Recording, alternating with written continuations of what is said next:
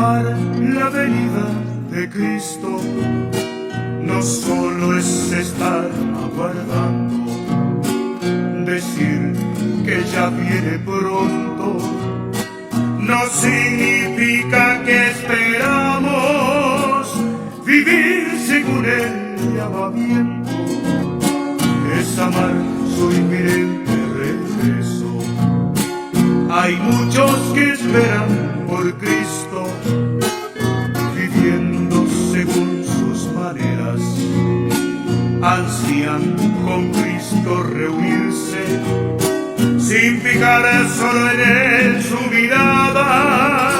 Si el son de la trompeta ignoran, no será porque el Señor no quiso. Y aquí viene pronto el amado, lo confirma su propia palabra. Ciertamente él ya viene en breve, afirmemos nuestros corazones.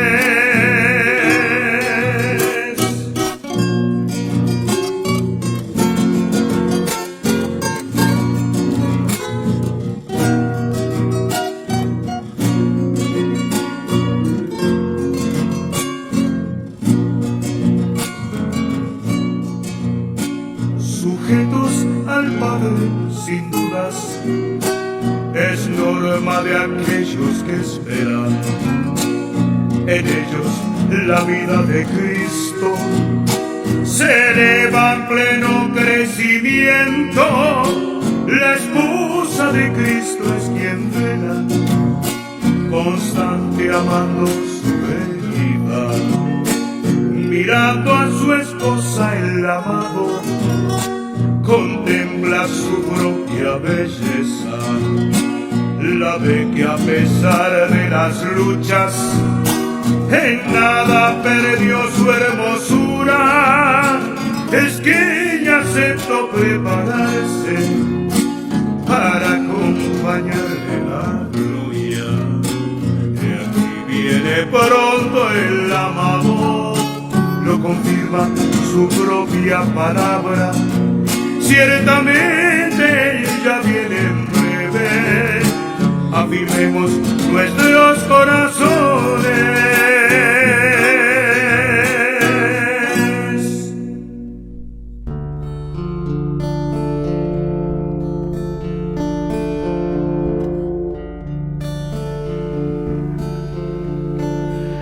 Cargó sobre sus hombros la cruz, llevó de este mundo el castigo cruel, sufrió del hombre ingrato el desprecio aquel, y así su vida él entregó. Amó como ninguno amó Jesús, dejó en cada paso su eterno amor, mostró ser obediente hasta morir, y así humildemente sufrió. Mi buen Jesús, herido caminó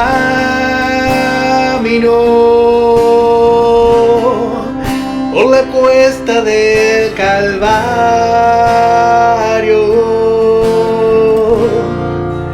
para salvarme a mí,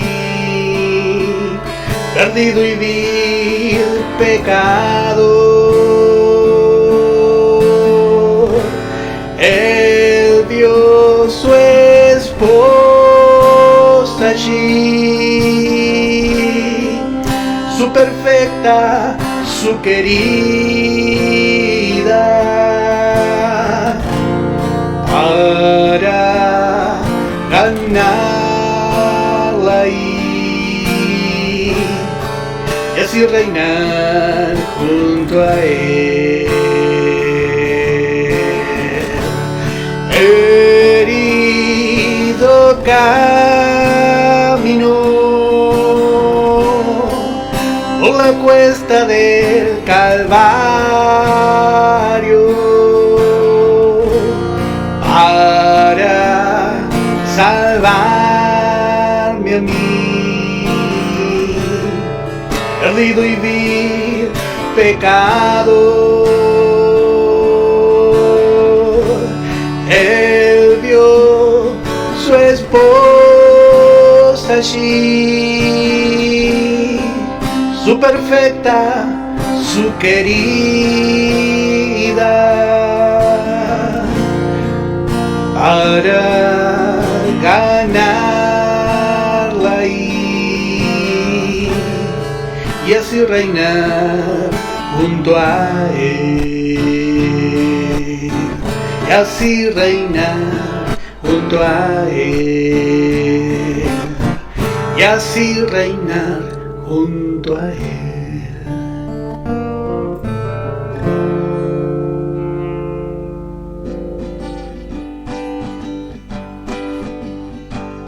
Un anhelo llena mi corazón,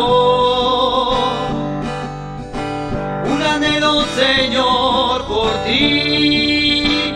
Mi corazón no puede hallar sitio para descansar, separadamente amado Señor de ti. Si todos los dones que la naturaleza contiene fueran derramados en mi vida, aún allí habría un afligido vacío, solo llenado por tu vida. Trabaja en este corazón mío, la necesidad sumamente siento. Quita todas las cosas indignas de ti, Señor, en ti hecho bálsamo para sanar. Y con tu avivante poder del Espíritu,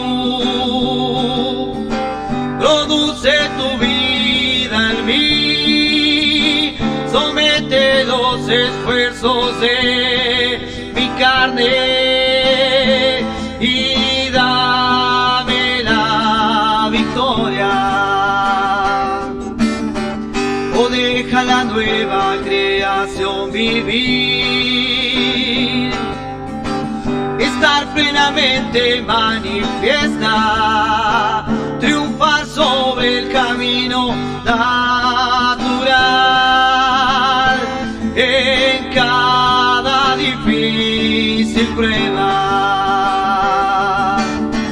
Prepárame para tu venida, Señor, y con tu fuego refíname hasta que mi vida diariamente exhiba las marcas de la gracia divina. Prepárame para tu venida, Señor,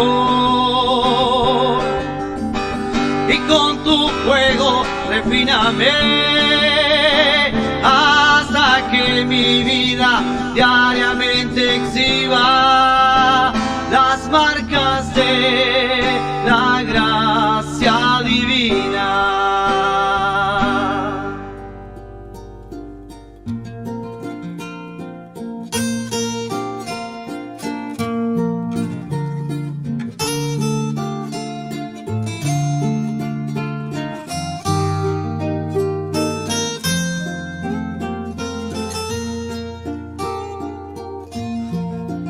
En la gracia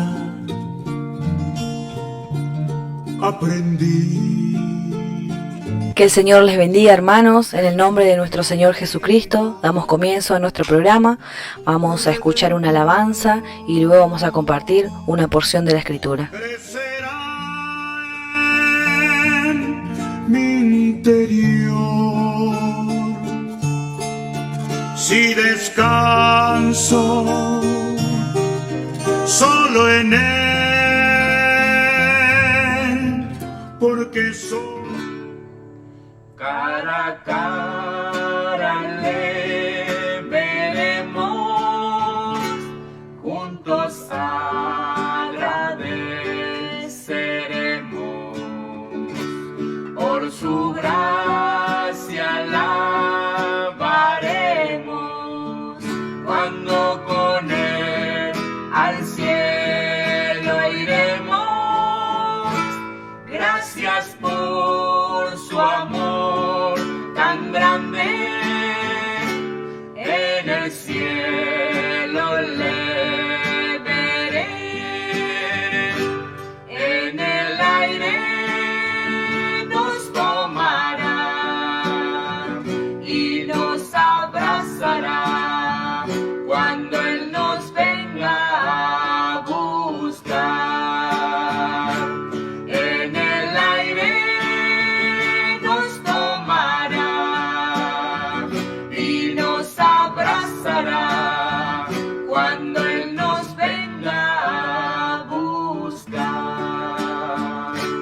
Cara a cara le veremos, juntos agradeceremos por su gracia, alabaremos cuando con Él al cielo iremos. Gracias por su amor tan grande, en el cielo le veré, en el aire nos tomará y nos abrazará cuando Él nos venga a buscar. En el aire nos tomará y nos abrazará cuando Él nos venga a buscar.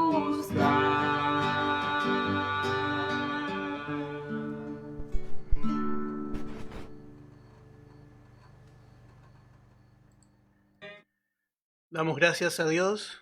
Tenemos la oportunidad nuevamente de estudiar la palabra. No podemos dejar de agradecerle al Señor porque realmente tenemos esta gracia, tenemos este mensaje tan precioso en nuestra mano y nuestra parte es ahora poder inquirir, poder conocer y que el Señor nos revele a través del poder del Espíritu Santo de esta palabra. Y vamos a continuar, estamos detenidos en estos dos versos. Con la ayuda del Señor hoy vamos a continuar y vamos a seguir. Pero antes queremos seguir viendo, vamos a ver en Proverbios capítulo 3. Estamos hablando de la disciplina de Dios, cómo esto fue realmente lo que pasó Israel. Y nosotros, como hemos dicho, hemos visto que la disciplina de Dios dejó un poco a Israel con sus manos caídas y con sus pies endebles.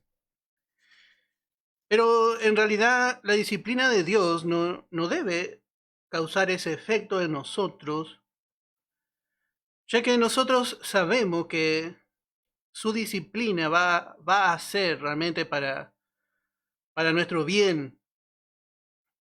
No hace falta realmente cuando somos disciplinados. Dios no quiere que nosotros quedemos así. Pero muchas veces Dios permite que su disciplina haga eso en nosotros. Muchas veces viene el dolor, viene la parte más dura de su corrección, ya que no prestamos atención y muchas veces quedamos así. Pero no es la manera de Dios. No es que Dios siempre hace de la misma manera. Dios siempre nos instruye antes. ¿Para qué? ¿Para qué vamos a pasar por la otra parte de la disciplina? La criatura en el hogar recibe muchas cosas de los padres. Tiene su habitación, su mantención, sus juguetes, educación. Y todo eso forma parte de la disciplina en el hogar. Y así también es en la familia de Dios. Somos instruidos por la palabra y somos privilegiados, hermano, de poder escuchar esta palabra que nos instruye, que nos disciplina. Pero en el hogar también a veces el padre tiene que tomar una varita y bueno, y no queda, parece otra opción.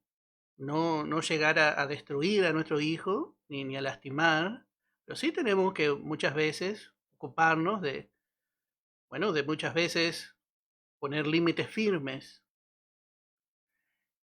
Y eso también es parte del amor y del cuidado, de la disciplina que un padre ejerce, y así es nuestro Padre Celestial. Pero la tendencia del hijo, la tendencia muchas veces como hijos en nosotros, es de menospreciar, como habíamos quedado ayer, menospreciamos el castigo. En Proverbios capítulo 3, versículo 11 dice: no menosprecies, hijo mío, el castigo de Jehová, ni te fatigues de su corrección. Porque Jehová al que ama castiga, como el padre al hijo a quien quiere. Jehová al que ama castiga. Qué lindo cuando recibimos bendiciones de nuestros padres terrenales. Cuando éramos chicos, ¿cómo esperábamos? Yo recuerdo que venía del trabajo y me traía un turrón. Siempre recuerdo. Pero también había otra parte que no me gustaba tanto. Pero también, bueno, es parte. Y así también es en lo espiritual. Dios nos llena de favores y de misericordias. Así es nuestro Dios. Él nos bendice. ¿Cuánto nos ha bendecido Dios? Pero cuando viene la etapa de la corrección, cuando Dios sabe también cómo hacer, y es también la prueba de su mismo amor hacia nuestra vida, porque Jehová al que ama, le castiga, como el padre al hijo a quien quiere. Eso es lo normal. Dice la palabra que el padre que no corrige a su hijo es porque no le quiere. Qué deseo de nuestro Dios. Pero muchas veces el deseo de nuestro Dios como un padre, el celo de nuestro Padre Celestial, muchas veces es menospreciado, es tomado como algo que no sirve. Y esto nosotros habíamos visto en el comienzo de nuestro estudio. Vamos a ver en Isaías capítulo 1, primeramente. Mucho había Dios advertido por la palabra. Y realmente ya Israel estaba sufriendo algunas consecuencias de despreciar y de menospreciar la palabra de Dios. Y en Isaías capítulo 1 encontramos su condición. Dice en el verso 4: oh gente pecadora, pueblo cargado de maldad, generación de maligno, hijos depravados. Así le salieron sus hijos a Dios. Dejaron a Jehová, provocaron a ira al Santo de Israel, se volvieron atrás. Es como un padre que dice: no puede ser que sea así mi hijo, porque es un depravado, dice. Este salió depravado. Y dice: dejaron a Jehová. ¿Cuánto Dios le advirtió? Y dice, provocaron a ira al Santo de Israel. Le provocaron ya a levantarse en ira. Noté cómo parece Dios como un padre le está mirando a su pueblo y dice, ¿cuánto le advertí? No hacen caso, es un desobediente viejo. Pero ahora se levanta ya, se levanta en ira. Y le dice antes de ejecutar su ira, le dice, ¿por qué querréis ser castigados aún? ¿Todavía os rebelaréis? Toda cabeza está enferma y todo corazón doliente. Desde la planta del pie hasta la cabeza no hay en él cosa sana, sino herida, hinchazón y podrida llaga. No están curadas, ni vendadas, ni suavizadas con aceite. Esta fue la situación de Israel. Dios estaba mirando su situación espiritual. Y así llegó a estar Israel por causa de no recibir la corrección. Y dice, no están curadas. No hay cosa sana, dice.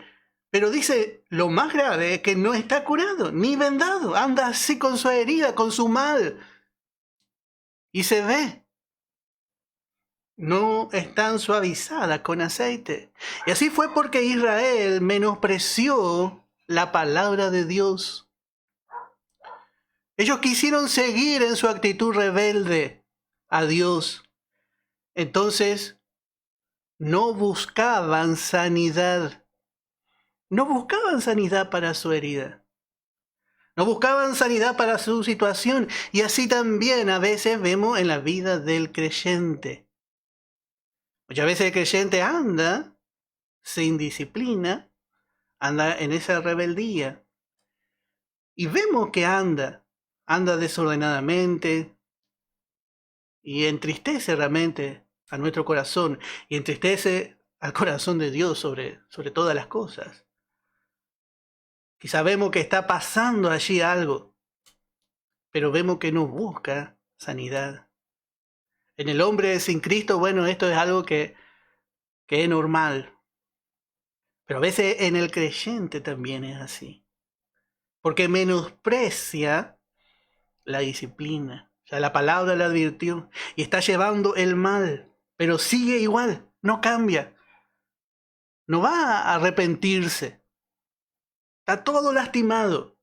Está lleno de señales, de fracasos, de formas que realmente solamente le traen pérdida.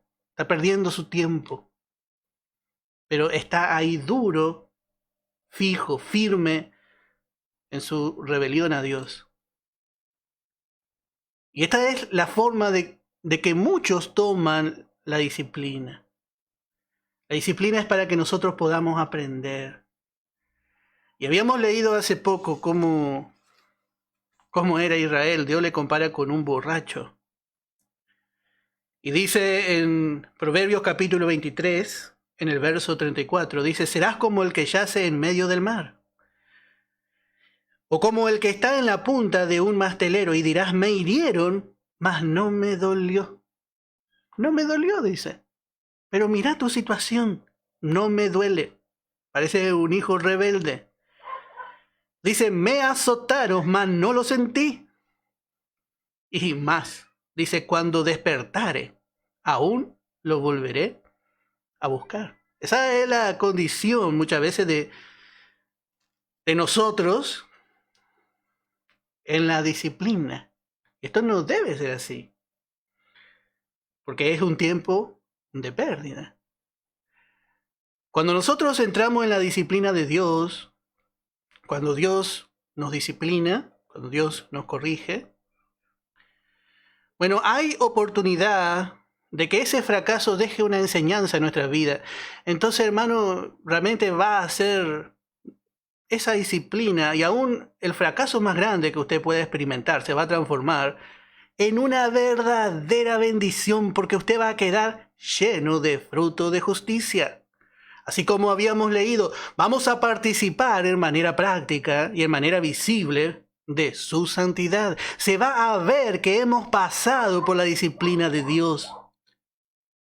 Hemos pasado por la humillación, hemos pasado por quizás una lucha. Con esto no estamos diciendo que la lucha es porque usted haya actuado mal. Estamos hablando de la vida. Dios nos conoce mejor que nadie. Y por eso hemos puesto la vida del Señor como nuestro ejemplo más grande. Él siendo hijo, por lo que padeció, aprendió obediencia, pasó por la disciplina de Dios, siendo hijo, siendo un hombre perfecto. Y cuánto más nosotros que somos tan imperfectos necesitamos la disciplina de Dios en nuestra vida. Pero cuando nosotros pasamos, hermano, esa disciplina y tomamos de la mano de Dios, se ve en nuestra vida. Decimos, qué bueno, gracias a Dios por la humillación, y empezamos a estar de acuerdo con Dios y ya parecemos un poco locos, porque decimos, realmente me falta humillación. Necesito ser humillado, Señor, porque empezamos a ver nuestra vida y empezamos a ver cómo Dios ve. Entonces, hermano, ahí es más fácil aceptar. Pero si estamos llenos de nuestro razonamiento, lleno de nosotros mismos, qué difícil se nos hace aceptar las cosas que Dios permite en nuestra vida y agachar la cabeza delante de Dios. Hermano, la gracia nos quiere transformar. Decía en la canción que cantaba un hermano hemos puesto hoy antes de comenzar, dice, prepárame para tu venida, Señor. Y dice, para que en mi vida quede, dice, las marcas de la gracia divina. Hermano, la gracia tiene poder para transformar, para cambiar nuestro carácter. Pero sobre todas las cosas, esta gracia nos modela al gusto de nuestro Señor Jesucristo. Debemos dejar a la gracia, a la tierna y firme gracia, que tiene vara y tiene cayado. Dos cosas tiene. Modelar nuestra vida.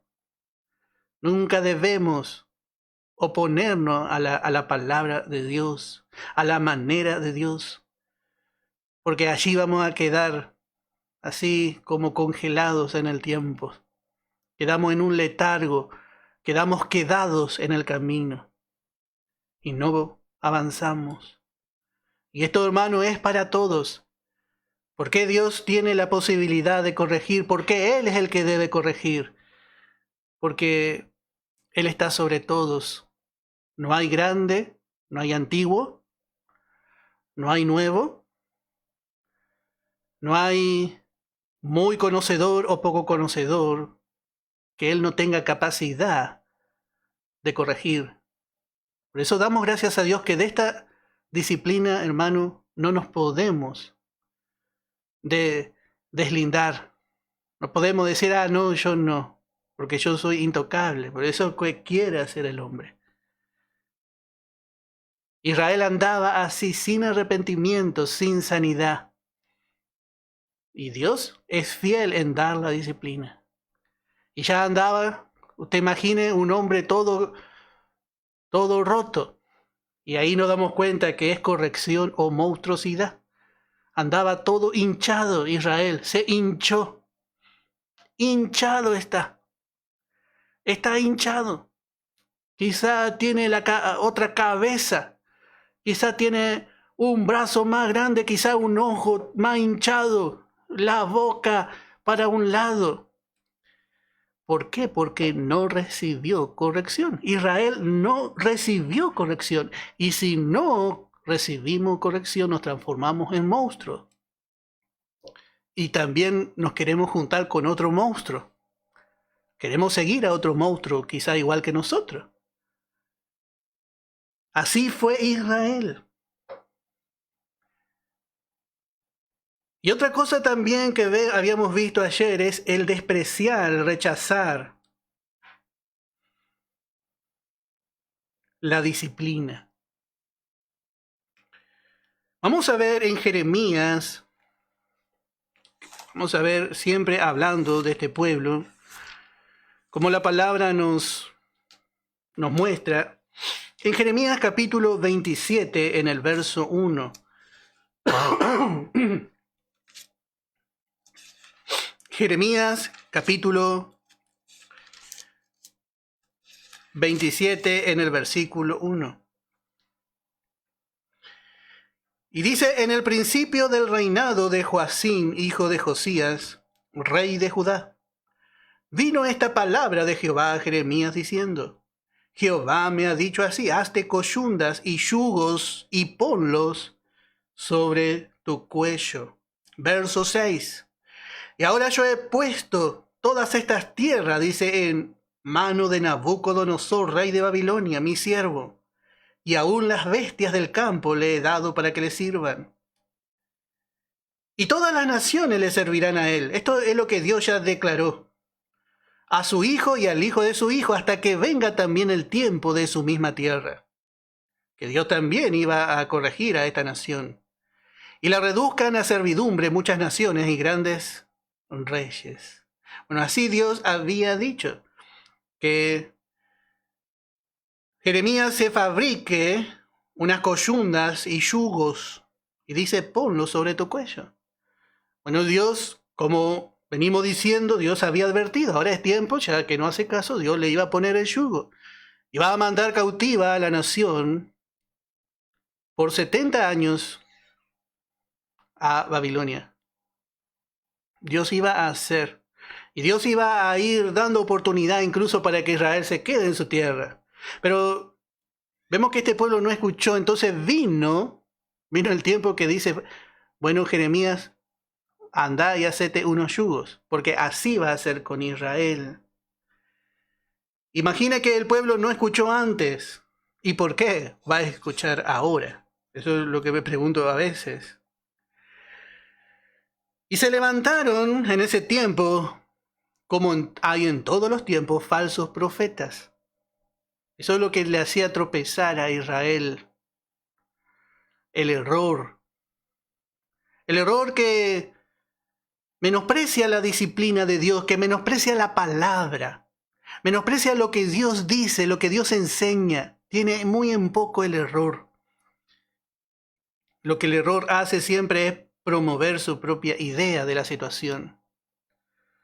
Y muchas veces busca que no le pique tanto el oído al oyente. Busca la comodidad. Y nosotros no queremos hacer eso, queremos dar la verdad. Pero en ese tiempo vemos que Dios mismo permitió que haya algunos falsos profetas en el tiempo de Jeremías. Y dice en Jeremías capítulo 28, en el verso 10, entonces el profeta Ananías quitó el yugo del cuello del profeta Jeremías y lo quebró. Note que esto había sido declarado por Jehová. Dios mismo había dicho que haga Jeremías esos yugos. Pero viene ahora este profeta Ananías delante del rey. Y dice, no es así. No. No quería aceptar la disciplina de Dios. Y habló Ananías, dice en el verso 11, en presencia de todo el pueblo, diciendo, así ha dicho Jehová, de esta manera romperé el yugo de Nabucodonosor, rey de Babilonia, del cuello de todas las naciones dentro de 2 años. Y siguió Jeremías su camino. Y así hay muchos que hacen con la palabra de Dios. Ya menosprecia y desprecia y también rechaza. Y cuando viene el tiempo de pasar, no quiere pasar, quiere romper el yugo. ¿Por qué esta situación tan incómoda? Queremos sacar, ¡ay, cómo me molesta! Y más fácil es romper. Pero dice en el verso 12, y después que el profeta Ananías rompió el yugo del cuello del profeta Jeremías, note que Jeremías había seguido su camino. Y así es cuando nosotros damos la palabra. Nosotros tenemos que estar tranquilos porque Dios es responsable de la palabra, ya sea de consuelo, de exhortación o como fuere. La palabra es la palabra de Dios.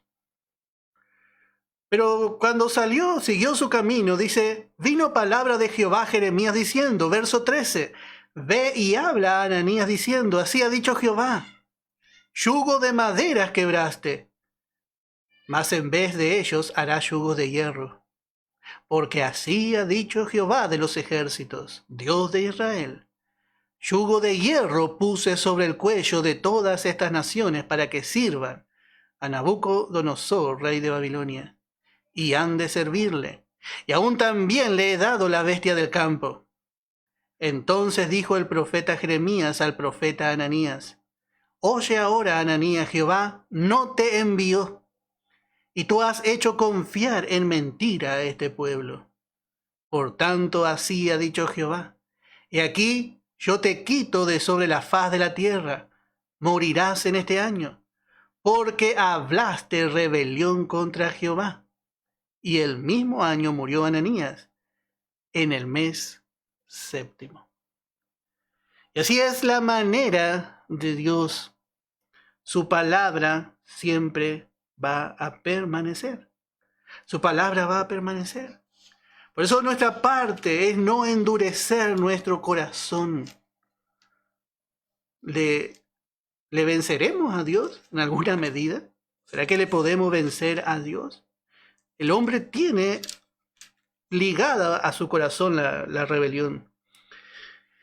Pero el creyente debe aprender a tomar de la mano del Señor. Y así muchas veces vemos que no hizo el pueblo de Dios. Dice en Jeremías capítulo 23, en el verso 16. Así ha dicho Jehová de los ejércitos. No escuchéis las palabras de los profetas que os profetizan. Os alimentan con vanas esperanzas. Hablan visión de su propio corazón, no de la boca de Jehová. Dicen atrevidamente a los que me irritan, Jehová dijo, paz tendréis. Y a cualquiera que anda tras la obstinación de su corazón, dicen, no vendrá mal sobre vosotros. Y así, hermano, es nuestro pensamiento. El hombre no quiere escuchar cuando anda fuera de la manera de Dios, fuera de su disciplina, fuera del pensamiento, de la manera establecida de Dios. No quiere escuchar. No quiere escuchar. Pero bueno, hermano, nosotros también necesitamos aprender a estar firmes, a poder ser firmes.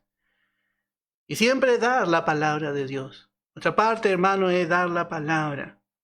Y si nosotros recibimos de parte de Dios, bueno, el Señor va a hacer una obra en nosotros. Una obra primorosa. Hermano, no hay... ¿Quién de nosotros, hermano, no fracasó alguna vez? ¿Quién no se equivocó alguna vez? Por eso necesitamos reconocer. Nos arrepentimos, nos levantamos. Entonces allí el Señor tiene la posibilidad, hermano, de hermosearnos, de transformar eso que era para mal, lo transforma para bien. Porque cuando se rechaza la palabra, cuando se rechaza la forma, la manera de Dios, eso trae más debilidad. Más debilidad.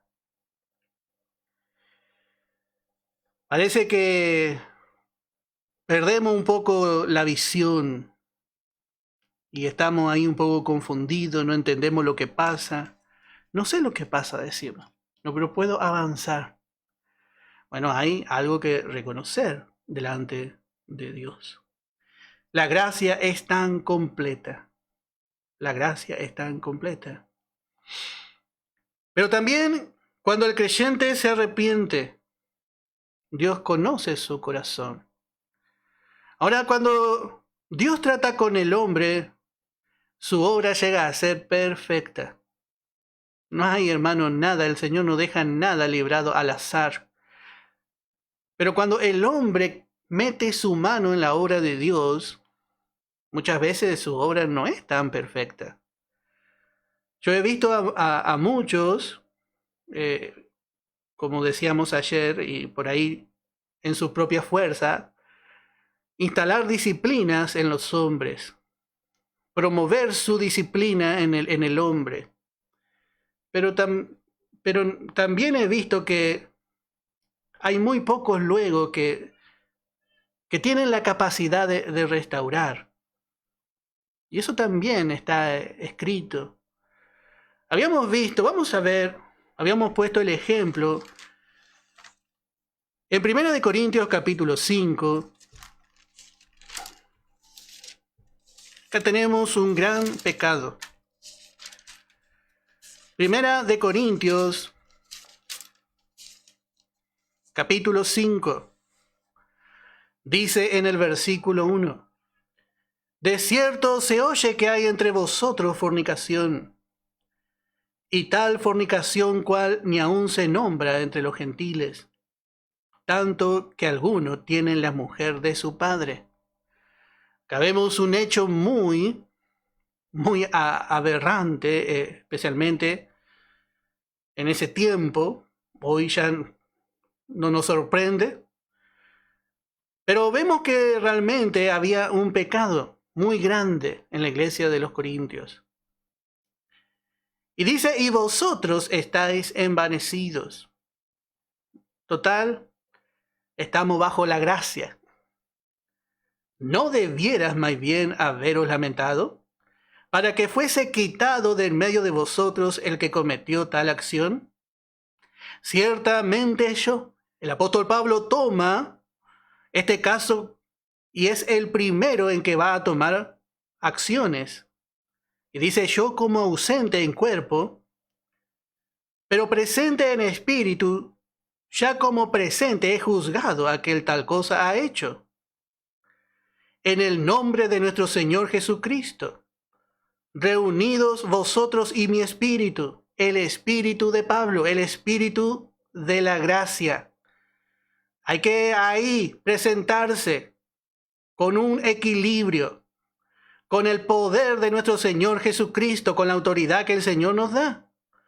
El tal sea entregado a Satanás para destrucción de la carne, a fin de que el espíritu sea salvo en el día del Señor Jesús.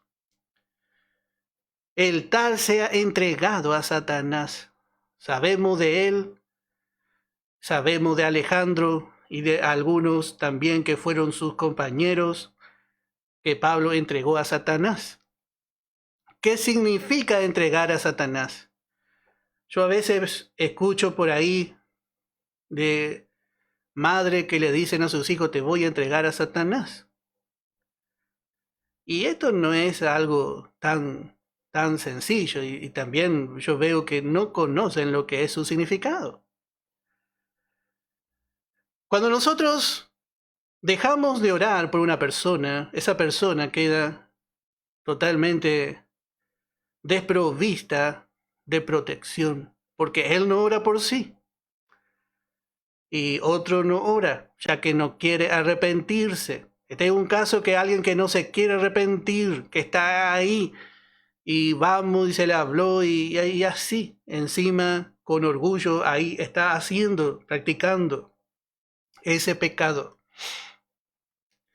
Bueno, hermano, nuestra parte es dejar al Señor, dejamos de orar, ya no nos involucramos, dejamos que el Señor haga.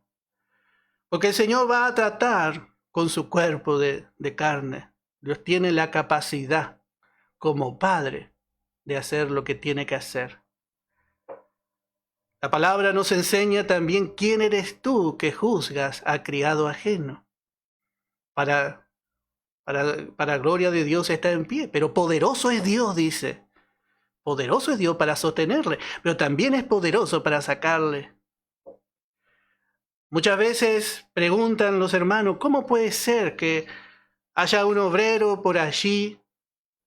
Por supuesto, nunca va a ser por nuestro lugar.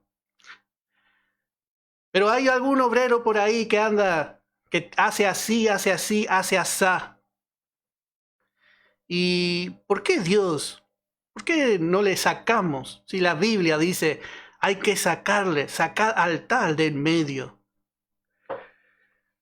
Bueno, hermano, esto es algo que tiene que ser bajo la guía del Espíritu Santo. Y Dios es poderoso, hermano, para hacer.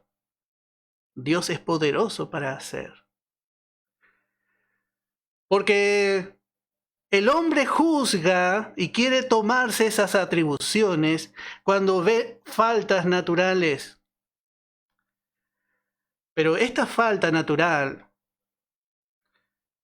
era una muestra, era solo un tipo de una falta mucho más profunda, que es una falta espiritual, que es la fornicación espiritual, la cual nosotros dejamos pasar. Como dijo Jesús, nosotros colamos el mosquito y nos tragamos el camello por nuestra religiosidad. Entonces vemos que nosotros ante las faltas naturales queremos realmente actuar con gran dureza. Pero Dios es el que tiene la vara, hermano. Como padre tiene capacidad de sacar o de dejar a quien sea, ya sea obrero o sea un hijo. Como dijimos, delante de Dios somos todos iguales y agradecemos a Dios que es así. Pero si hay alguien con más responsabilidad en la obra, este era uno que estaba en medio, dice. Quiere decir que era uno de responsabilidad. Hermanos, si vemos estos casos y vemos que continúan quizás así en su lugar, bueno, si ellos siguen allí es porque Dios todavía ve que son útiles allí. Aún Saúl era útil. Aún Saúl fue útil. Aún fuera de su voluntad y rebelde como era, hasta que llegó el tiempo y Dios le sacó. Pero quizá, hermano, nosotros a veces juzgamos como niño. Pensamos como niño. Miramos como niño. Y miramos las cosas naturales. Pero si hay error espiritual, no vemos. No vemos, bueno, no es tan grave. No es tan grave.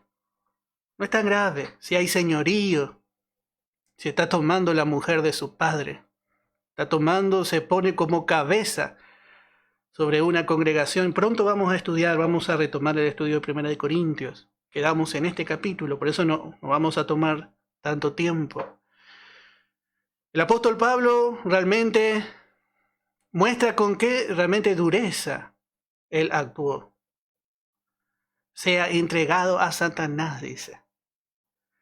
No es que usted va a agarrar a una persona y le va a entregar a Satanás. ¿A cuántos hermanos los hombres entregan a Satanás, pero Dios no entrega? Esto no es algo para hacer así nomás, con legalidad o con realmente una dureza carnal.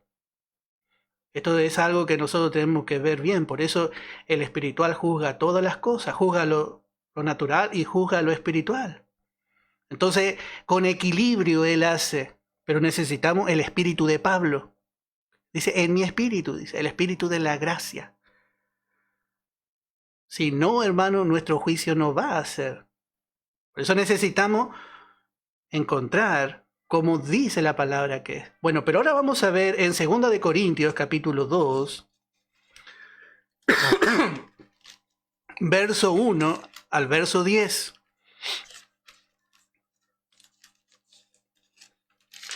La gracia con firmeza vemos que actuó y Pablo fue el primero en decir, allí estoy yo, y damos gracias a Dios por el evangelio de Pablo, por el evangelio de la gracia.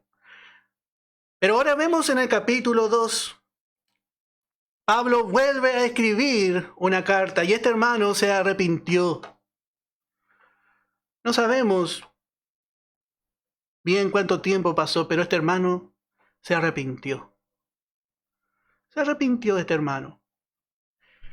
Y vemos en el capítulo 2, en el verso 1, El apóstol Pablo vuelve a hablar de esto en su siguiente carta y dice, esto pues determiné para conmigo, no ir otra vez a vosotros con tristeza, con la tristeza de haber tenido que juzgar ese pecado. Porque si yo os contristo, ¿quién será luego el que me alegre sino aquel a quien yo contristé? Note que la gracia contrista. La gracia muchas veces actúa con fuerza. Pero tenemos que saber qué es realmente lo que nosotros tenemos que contar en el momento de juzgar. Por eso, estos no van a ser hermanos si no están llenos de la gracia de Dios y que no tengan un crecimiento, una espiritualidad verdadera y un celo de Dios verdadero. El resto va a ser algo carnal. Pero Pablo dice, si yo os contristo, él sintió haber contristado. Dice el verso 3, y esto mismo os escribí, para que cuando llegue no tenga tristeza de parte de aquellos de quienes me debiera gozar, confiando en vosotros todos que mi gozo es el de todos vosotros. Si la gracia obra y nos reprende, bueno, eso va a ser para nuestro bien y va a traer gozo. Porque por la mucha tribulación y angustia del corazón os escribí con muchas lágrimas, no para que fueseis contristados, sino para que supieseis cuán grande es el amor que os tengo, para que su hermano salga de esa condición. Porque si alguno me ha causado tristeza, no me la ha causado solo a mí, sino en cierto modo, por no exagerar, a todos vosotros. Toda la congregación sufrió. Y dice, le basta a tal persona esta reprensión hecha por muchos. Esto no quiere decir que cuando iba a su hermano se cambiaba de vereda el otro. No había comunión. No había una comunión. Pero no había, hermano, tampoco un odio hacia aquel que estaba fuera de la comunión. No había una persecución, hermano, contra aquel que cayó. Solamente había una separación justamente para que todo el cuerpo no llegue a enfermarse también, para que ese miembro del cuerpo se sane, reconozca y se sane. Pero no le habían tomado como un enemigo. Y esto es lo que muchas veces provoca la disciplina del hombre.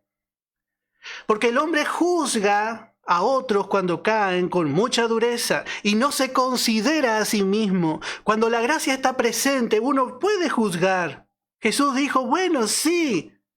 Cuando le trajeron a la mujer, realmente tenemos que aplicar la ley de la piedra.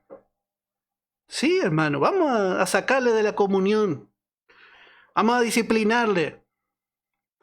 Pero vamos a hacer algo, hermano. El primero que tire la piedra, que sea el que nunca tenga falta. Sea el que no tiene pecado. Ahí la cosa cambia. Ahí la cosa cambia. Porque ninguno queremos ser responsable delante de Dios de hacer algo por nuestra propia decisión, si tenemos temor de Dios al menos. Por eso vemos que la gracia tiene que estar presente. Sí, hermano, la gracia tiene poder. La gracia no es que deja que el pecado ahí permanezca, pero la gracia actúa. Y especialmente, hermano, nosotros estamos buscando en todo lo que hacemos que los hermanos sean restaurados. No queremos solamente mostrar una autoridad. Pablo dijo, conforme a la autoridad que Dios me dio, que no me dio, dice, para destrucción.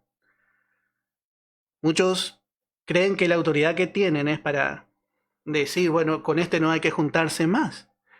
Ese es un hermano caído, dice.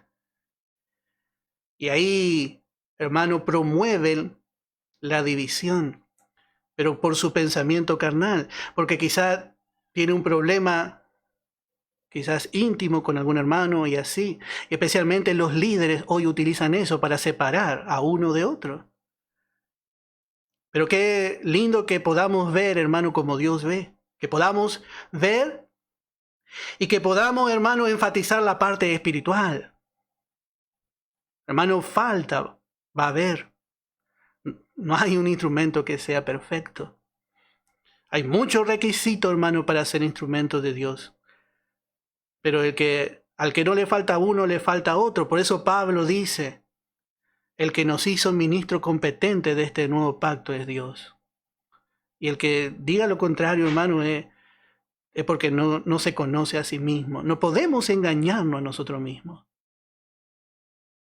Entonces, en todo, cuando nosotros vamos a ejercer algo, hermano, tiene que ser bajo la guía del Espíritu Santo y con espíritu de gracia. Y buscando, Pablo enseguida buscó. Note que dejó el Espíritu Santo asentado en esta carta. Dice, le basta a tal persona esta reprensión, hecha por muchos. Así que al contrario, bueno, si antes hacían una cosa, ahora tiene que ir al contrario. Vosotros más bien debéis perdonarle y consolarle, para que no sea consumido de demasiada tristeza. Y esto es lo que realmente hacen los hermanos espirituales. Los hermanos espirituales pueden restaurar al tal con espíritu de mansedumbre. Y esto es lo que falta en estos últimos tiempos. Porque nos vamos a un extremo de decir que todo el pecado está bien, que venga nomás así. O vamos a otro extremo de decir, bueno, ahora que se arregle solo. Y nos desentendemos. Y así andan muchos hermanos sin ser restaurados. Pero Dios es fiel en dar la palabra. Y Dios también, así como da, hermano.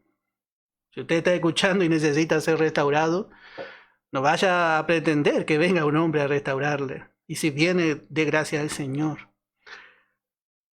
Pero esa restauración, sin duda, así como viene la reprensión, Dios tiene capacidad de también restaurar su vida. Y levántese. Levántese en el nombre de Jesús. Todos fracasamos.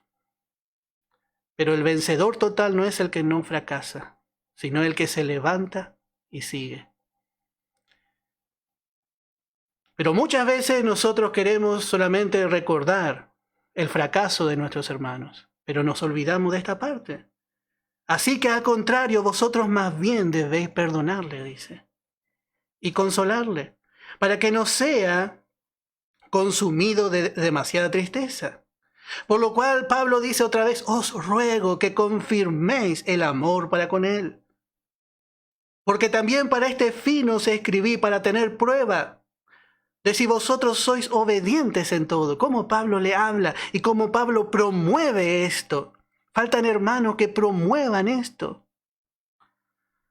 Y al que vosotros perdonáis, ahora los pone a ellos por delante. Yo también. Porque también yo lo que he perdonado, si algo he perdonado por vosotros, lo he hecho en presencia de Cristo. Y dice el verso 11, para que Satanás no gane ventaja alguna sobre nosotros, pues no ignoramos sus maquinaciones. El hombre quiere hacer muchas cosas, a veces es por un arreglo carnal. Pero qué hermoso cuando las cosas se hacen conforme a la manera de la gracia. Cuando Benjamín fracasó en el tiempo de los jueces, no quiso entregar al tal, no quiso sacar de en medio al tal. Había hecho el enemigo estrago en la tribu de Benjamín. Y muchas cosas quiso hacer el pueblo. Este pueblo quiso ir a juzgar a su hermano y consultaron a Jehová para ir a pelear contra su hermano y dice Jehová que suba Judá primero. Hermano, y luego casi exterminan una tribu, como el enemigo quería exterminar esta tribu porque el apóstol Pablo iba a salir de esta tribu. Y dice que lloró Israel porque casi, hermano, dejaron totalmente destruida a una tribu, y a veces hacemos así con nuestro hermano, casi le destruimos por nuestra carnalidad, por nuestra legalidad. Y en todo, hermano, la gracia nos muestra la salida. Pero tenemos que ser sinceros delante de Dios. Y luego, para tratar de que no se destruya, dice, bueno, vayan y roben unas mujeres. Y no eran suficientes para todos. Así hicieron todo un arreglo por su juramento que entre ellos se hicieron. Y así, hermano, es cuando el pueblo, en vez de llevarse por la palabra de Dios, se llevó por su manera y por su forma. Hermano, en la palabra encontramos todo como se tiene que hacer. Pero nuestra parte, hermano, es poder siempre mirar cómo dice la gracia, cómo nos enseña la palabra de gracia. En Primera de Tesalonicenses, por último, vamos a leer en el capítulo 5, en el verso 14. Primera de Tesalonicenses, capítulo 5, en el verso 14. También os rogamos, hermanos, que amonestéis a los ociosos, que alentéis a los de poco ánimo, que sostengáis a los débiles, que seáis pacientes para con todos. Mirad que ninguno pague a otro mal por mal, antes seguid siempre lo bueno, uno para con otros y para con todos. Este es el trabajo de los fieles, sostener, alentar. Israel ya pasó por la disciplina de Dios. Bueno, ¿ahora qué falta? ¿Qué falta ahora? Bueno, ahora falta lo que hemos venido estudiando hasta el día de hoy. Dice, fortaleced las manos cansadas y afirmad las rodillas endebles. Y esta es la parte que solamente la gracia puede hacer. El espíritu de ley no ve salida para el hermano que cae, pero para la gracia siempre hay salida. La gracia siempre da oportunidad y solamente la gracia puede restaurar. Hermano, por eso necesitamos estar llenos y entender bien la gracia de Dios, para no irnos ni a un extremo ni irnos al otro extremo. Pero tenemos que reconocer que Dios muchas veces trató con gracia nuestra vida. Y Dios espera que nosotros tratemos de la misma manera con sus hijos. Y de esa forma se va a crear un ambiente de corrección en la familia de Dios. Pero también va a ser un ambiente de familia, fraterno, donde va a primar el amor fraternal. La iglesia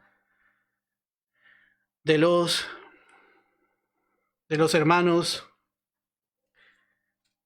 vamos a ver en Apocalipsis capítulo 3,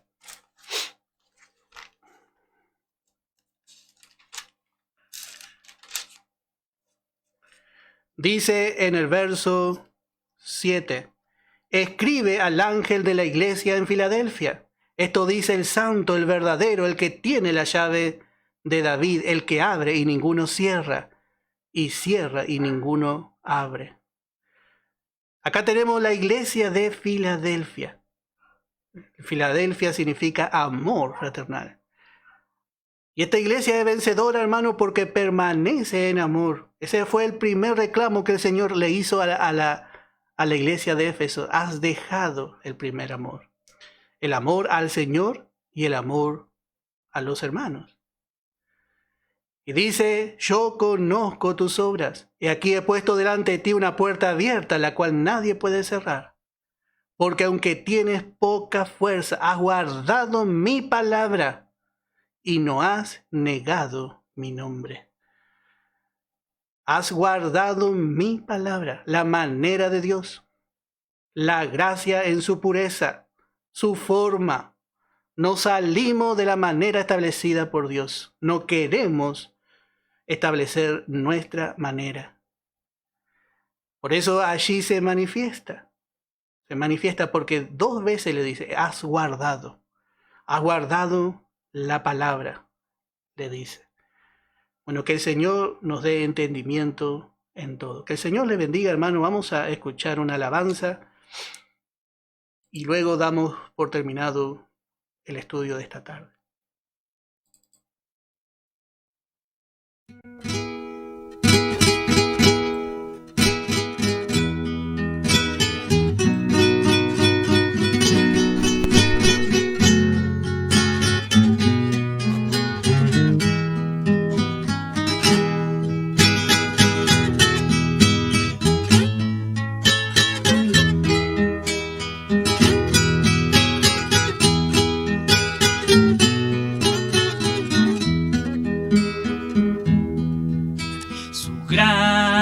Es mayor si las cargas aumentan,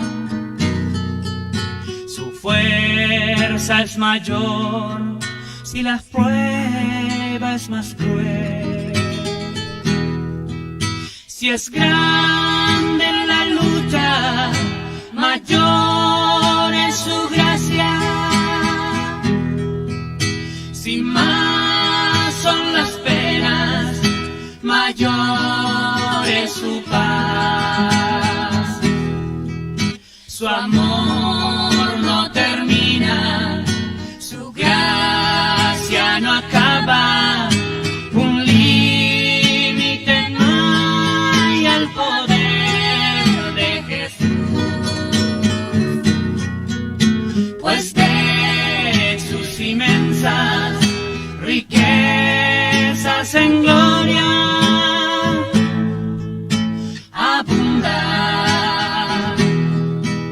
sus dones, abunda su amor.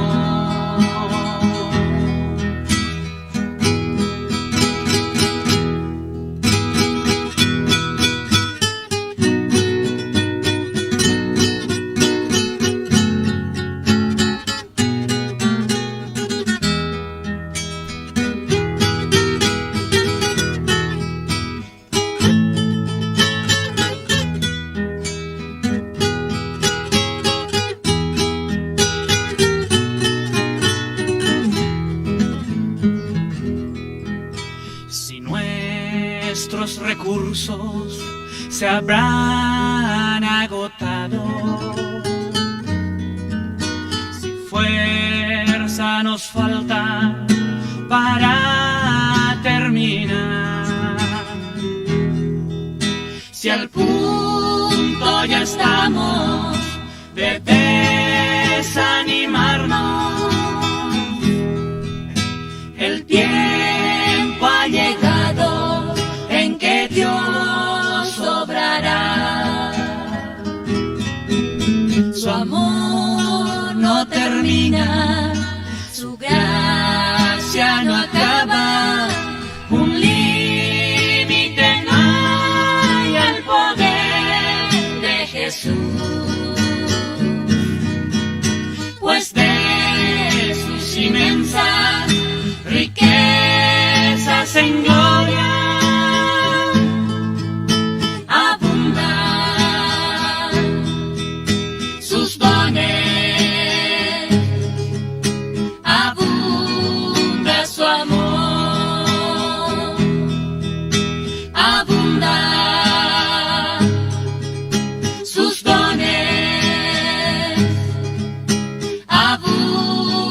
su amor.